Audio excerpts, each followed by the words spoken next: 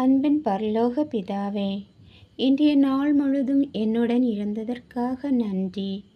உமது அன்பிற்கும் பாதுகாப்பிற்கும் எண்ணற்ற ஆசீர்வாதங்களுக்கும் நன்றி. இன்று நான் செய்த தவறுகளை மன்னித்து உம்மிடம் மேலும் நெருங்கி வர உதவும்.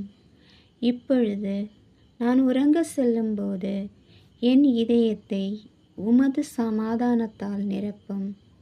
எல்லா பயம், கவலை மற்றும் பதட்டங்களையும் நீக்கிவிடும். என் குடும்பத்தினரையும் அன்புக்குரியவர்களையும் ஆசீர்வதித்து இந்த இரவு முழுதும் பாதுகாத்தருளும்.